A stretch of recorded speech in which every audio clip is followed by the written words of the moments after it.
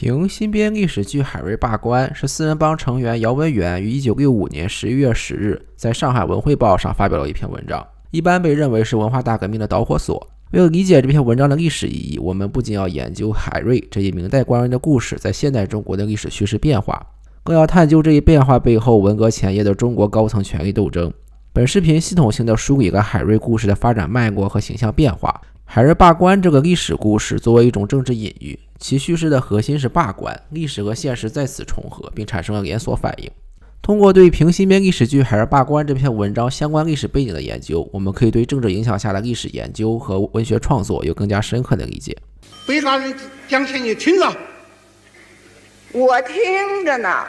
明史中对海瑞本人的记载并不多，总体上是一位清正廉洁、敢于直言的清官形象。海瑞传大篇幅记载了嘉靖45年上书的治安书，在这篇又称为直言天下第一书的奏书中，海瑞将自己比作汉代的知识分子贾谊，而把嘉靖比作无为而治的汉文帝，认为其沉迷修道、任用奸臣，导致朝局混乱、名声凋敝，要求嘉靖停止毫无科学依据的宗教活动，学习历史上的贤明君主重新亲政，和官员们共商国家大事。这篇文章指出嘉靖的不足之处，而这触怒了皇帝，直接导致了海瑞的罢官。这也就是海瑞罢官在历史上最初来源和故事原型。通过回顾史书上的海瑞，我们可以发现海瑞的先进性在于找到了封建社会的问题核心皇帝，但落后性也在于他一厢情愿地认为通过给皇帝上一道奏书就可以让皇帝回心转意。海瑞在现实中遇到的问题恰恰是他忠于的皇帝一手造成的，甚至是主动造成的。例如明代的土地兼并，实际上皇室宗亲就起到了不可忽视的推动作用，皇帝实际上才是这个国家最大的地主。同样的，海瑞罢官的创作和对海瑞罢官的批判也离不开最高权力的指挥。吴晗创作海瑞罢官的历史背景是大跃进的文化大革命前夜的这段时间，其创作过程反映出毛泽东对自身决策失误的反思和对威胁自身权力的反击。海瑞罢官的核心是罢官。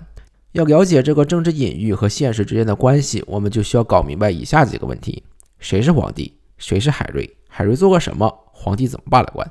？1958年，毛泽东制定发动了三面红旗，即社会主义建设总路线、大跃进、人民共产化运动，希望能让中国快速过渡到共产主义社会。1959年初，错误政策的恶劣后果已经开始显现，农村人均粮食消费量下降，国民经济出现了严重比例失调等等。但在极左风潮下出现了严重的浮夸风、共产风，叠加上1957年的反右运动的阴影，党内外不敢讲真话，不敢提意见。因此，毛泽东在1959年4月召开的8届七中全会中提到了明代海瑞敢于直言批评嘉靖皇帝的故事，提倡学习海瑞刚正不阿、敢于直言的精神。在毛泽东提倡学习海瑞精神后，时任中共中央书记处书记的胡乔木找到吴晗，传达了毛泽东的指示，请他给人民日报写文章，即后来1959年6月16日发表的《海瑞骂皇帝》一文，可以看作是海瑞罢官的最初雏形。海瑞骂皇帝基于明史《海瑞传》的记载，借海瑞之口指出嘉靖的问题，认为嘉靖只想长生不老，性格偏激，错误太多，自以为是，拒绝批评，认为当时明朝社会问题是君道不正，臣职不明，天下的人已经不满你很久了，内外臣工谁都知道。毛泽东还提到自己曾把明史《海瑞传》拿给了彭德怀和周恩来看了，而这为后来彭德怀在庐山会议的上书埋下了伏笔。1959年庐山会议上，时任国防部长的彭德怀通过万言书针对毛泽东的大跃进等错误政策和其导致的大饥荒提出了批评。虽然毛泽东最终通过把彭德怀打为反党集团，部分缓解了统治危机，但严峻的现实迫使毛泽东最终在7000人大会上当着全国官员下了罪己诏，承认了自己的决策失误，并退居二线。在此过程中，毛泽东对海瑞的态度也发生了变化。1959年的8届8中全会闭幕会上，毛泽东将海瑞分成了左派海瑞和右派海瑞。毛泽东认为明代的海瑞是左派海瑞，代表富裕中农、富农、城市市民向着大地主大官僚做斗争，而彭德怀等人是右派海瑞，是搬到右倾司令部去了，是向着马克思主义做斗争，并表示要跟这种海瑞做斗争。而吴晗也十分灵活地在1959年9月21日发表了《论海瑞》，同右派海瑞划清界限。他表示自己提倡的正是毛泽东说的左派海瑞，并暗指右派海瑞是太阳里边找黑子，10个指头里边专找那一个有毛病的说，不但和历史上的海瑞毫无共同之点，而且恰好和当年海瑞所反对而又反对海瑞的大地主阶级代表们的嘴脸一模一样。无论是有心还是无意，吴晗创作海瑞罢官在现实中的映射就是右派海瑞彭德怀因为骂了红色皇帝毛泽东而被罢官。对海瑞罢官的批判实际上就是对此事的定性问题。海瑞罢官是应毛泽东提倡的海瑞精神所创作的，但直到1959年庐山会议后才完成。伴随着彭德怀的逝世，海瑞舍得一身剐，敢把皇帝拉下马的形象，使得这份借古讽今的剧本十分尴尬，成为一个政治斗争失败者的赞歌。毛泽东在评新编历史剧《海瑞罢官》发表后认为，嘉靖皇帝罢了海瑞的官，59年我们罢了彭德怀的官，彭德怀也是海瑞。由此我们可以发现一个政治影响下的发展路径，从海瑞骂皇帝到问海瑞，海瑞的政治光谱从左派变成了右派，对海瑞的态度也从赞扬变成部分批判，直到最后批倒批臭，永世不得翻身。红卫兵小将们甚至砸毁了海瑞的墓。吴晗在此期间对海瑞精神的揣摩和体会，也算得上是学术为无产阶级政治服务了。尽管毛泽东对3年自然灾害做了检讨，但仍然酝酿着下一波的政治行动。从1964年开始，文艺界以至于意识形态领域逐步开展了大规模的批判运动。朕送你8个字：无父无君，齐国齐家。赶快抬走，抬走！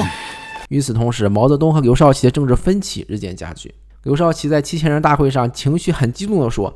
历史上人相识是要上史书的，是要下罪己诏的。”这无疑是当众不点名批评了毛泽东这个红色帝王。毛泽东下定决心要打倒自己的政敌，再次抢占意识形态制高点，洗刷大跃进失败以来2年多的灰头土脸。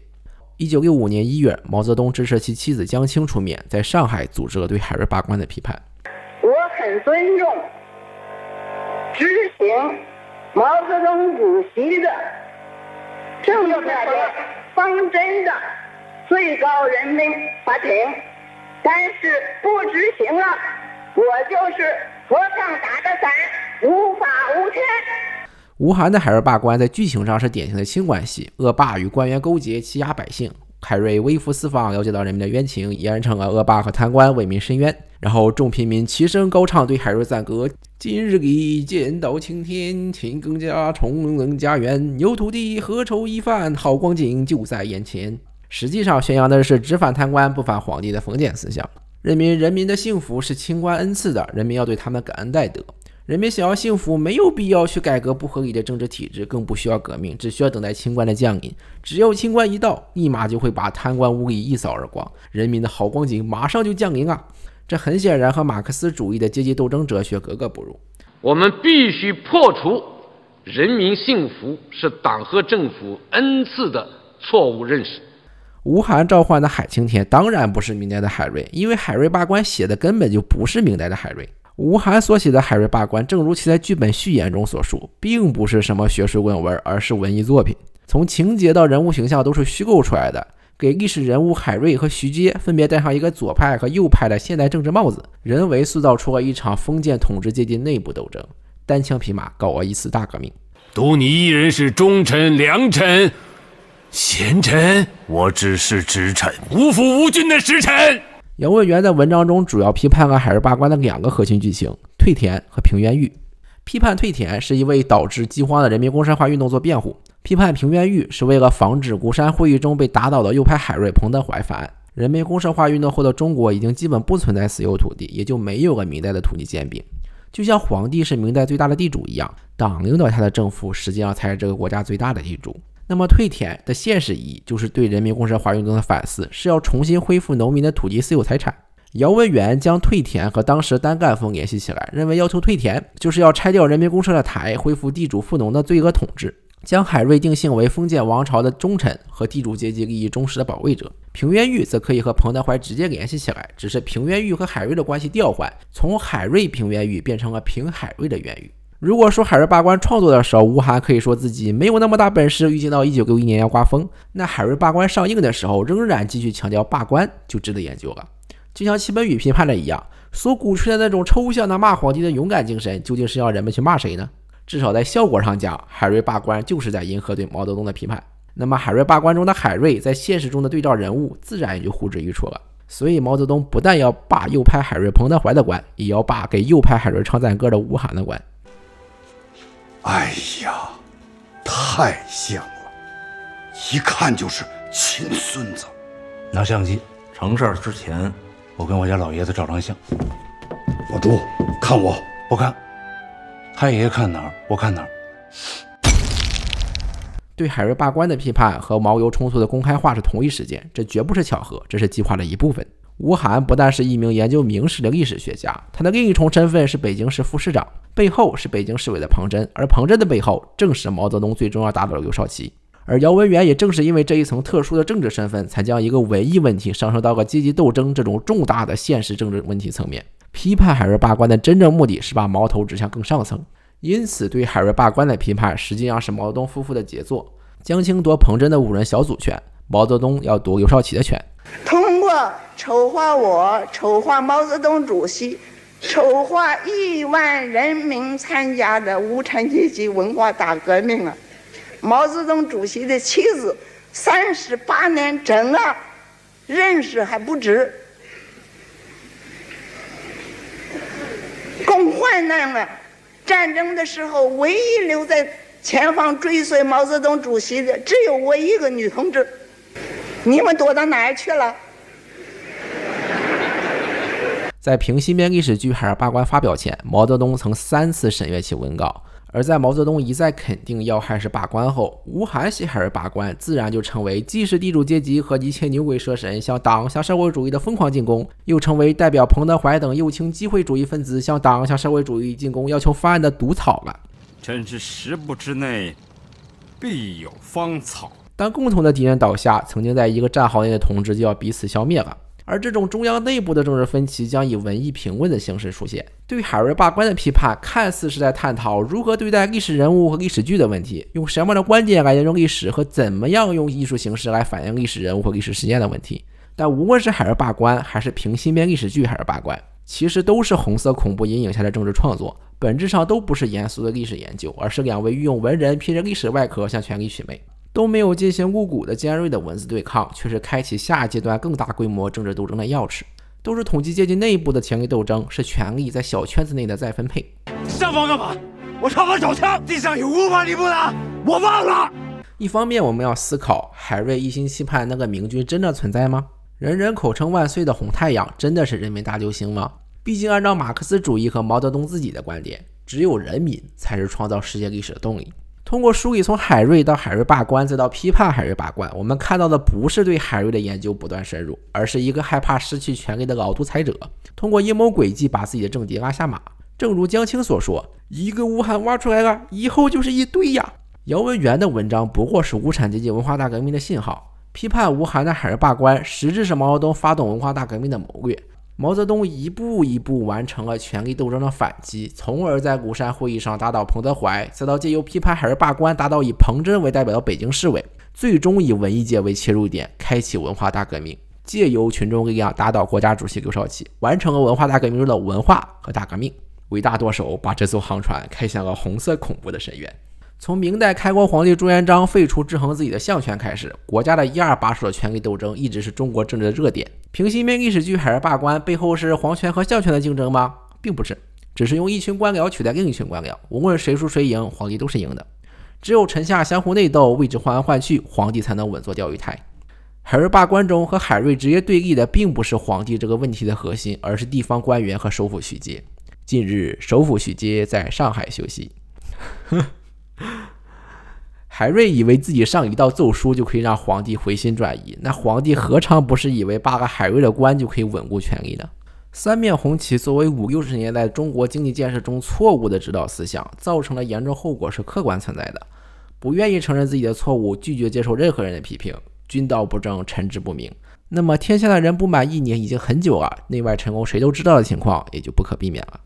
杀掉那个指出问题的孩子并不能掩盖国王没穿衣服的窘境，最后毛泽东也只能无奈地承认，真理不是掌握在多数人手里，而是掌握在少数人手里。另一方面，我们也要问，为什么领袖可以决定历史？历史又什么时候可以被决议了？有个错误自己不讲，又怕群众讲，越怕越有鬼。对于文革史的研究，在中国一向是不受官方所系的，无论事前知情与否，毛泽东事后都对这篇文章表达了支持，而官方则试图在掩盖毛泽东的历史责任，认为毛泽东不应当承担所有错误，而是野心家们利用和助长了毛泽东在阶级斗争理论和实践上的错误。责任政治是现代政治的核心，无限的权力就是要承担无限的责任，规则是限制也是保护。当独裁者用大规模群众运动推翻一切现有规则的时候，那么这场运动的一切责任也就是独裁者自己的了。更何况毛泽东提倡海瑞精神，要的其实是忠于皇帝的海瑞，而不是敢于上书直言的海瑞。